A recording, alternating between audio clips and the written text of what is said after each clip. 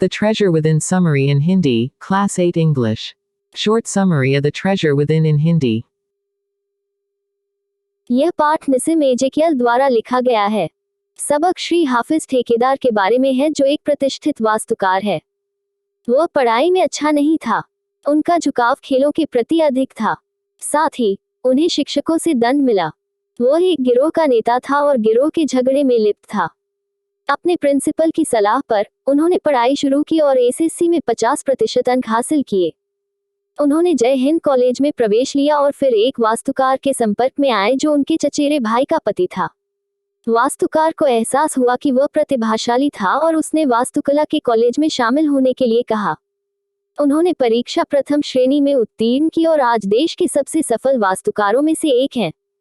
The treasure within summary in Hindi. यह अध्याय श्री हाफिज ठेकेदार और सुश्री बेला राजा के बीच एक साक्षात्कार का एक अंश है। हाफिज ठेकेदार ने नाखुश स्कूली शिक्षा प्राप्त की है। वह पहले और दूसरे वर्ष में पढ़ाई में अच्छा था, लेकिन वह तीसरे मानक से आगे की पढ़ाई में रुचि कम करने लगा। वह गणित से डर गया था और उसे गणित की परीक्षा के बारे में बुरे सपने आए थे। उन्होंने अक्सर गणित की परीक्षा में कुछ न जानने का सपना देखा। एक छात्र के रूप में उनका खेल के प्रति अधिक झुकाव था और दूसरों पर प्रैंक खेलना था। वह बहुत अच्छे खिलाड़ी थे और कई वर्षों तक सीनियर चैंपियन रहे। इसके अलावा वह स्कूल में क्रिकेट टीम के कप्तान थे। उनका कहना है कि उन्होंने नकल और धोखा देकर ही अपनी परीक्षाएं पास की। हालांकि कक्षा 11 में उनके प्रिंसिपल ने उन्हें सलाह देने के लिए बुलाया। प्रिंसिपल ने उसे बताया कि वह एक अच्छा छात्र है, हालांकि वह कभी पढ़ाई नहीं करता है। उन्होंने ठेकेदार से यह भी कहा कि अब तक वह उसकी अच्छी देखभाल करता था, लेकिन अब उसे अपना ध्यान रखना होगा। उसने उससे पढ़ाई करने का आग्रह किया। ठेकेदार ने प्रिंसिपल की सलाह का पालन किया और केवल प्रार्थना, भोजन और अध्ययन के लिए जाएगा। नतीजतन उन्होंने अपनी एसएससी परीक्षाओं में 50% अंक हासिल किए। सुश्री बेला द्वारा यह पूछे जाने पर कि क्या उन्हें स्कूल में सजा दी गई थी, उन्होंने जवाब दिया कि उन्हें लगभग हर हफ्ते डिब्बाबंदी मिलती है। हालांकि इसका उन पर कोई असर नहीं हुआ क्योंकि उन्हें खेलने में ज्यादा दिलचस्पी थी। इतना ही नहीं, बल्कि वह समूह के झगड़े में भी लिप्त रहता था और गिरोह का सरगना था। उन्हें याद है कि एक दिन जब वह पढ़ाई करने के मूड में नहीं थे, तो उन्होंने पूरे 1 घंटे तक चोर पुलिस खेला। स्कूल के बाद उन्होंने सेना में शामिल होने की कामना की, लेकिन उसकी चाची और मां ने उसे पुलिस में शामिल नहीं होने दिया। कुछ प्रभाव के साथ उन्हें जय हिंद कॉलेज में प्रवेश मिला।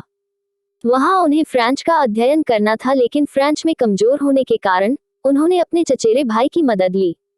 उनके पति एक वास्तुकार थे और आखिरकार उन्होंने फ्रेंच सीखने के लिए अपने कार्यालय जाना शुरू कर दिया।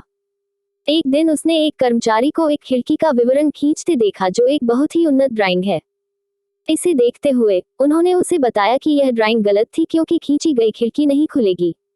उन्होंने बाजी जीत ली और उनके चचेरे भाई के पति ने उन्हें कुछ विशिष्ट चीजें खींचने के लिए कहा। उसने तुरंत ऐसा किया। वास्तुकार इससे बहुत प्रभावित हुए और उन्हें वास्तुकला का अध्ययन करने के लिए कहा। वास्तुकला के लिए कॉलेज में केवल 80-90% के साथ छात्रों को भर्ती किया गया था। प्रिंसिपल ने उन्हें इस शर्त के साथ प्रवेश परीक्षा के लिए उपस्थित होने की अनुमति दी कि यदि वह अच्छा नहीं करते हैं तो उन्हें शामिल होने की अनुमति नहीं दी जाएगी। उन्हें एक ग्रेड मिला और उसके बाद उन्हें हमेशा प्रथम श्रेणी मिली। एक वास्तुकार बनने के बाद वह अपने शिक्षक श्रीमती गुप्ता से मिलने गए, जिन्होंने उन्हें एक बार वास्तुकार बनने के लिए कहा था। वह कहते हैं कि स्कूली जीवन ने उन्हें स्ट्रीट स्मार्ट बना दिया। वह अपने स्वाद को समझने के लिए एक ग्राहक को बारीकी से देखता है और फिर अनायास एक स्केच बनाता है। उनके अनुसार उनके रेखाचित्र उनके गणित हैं।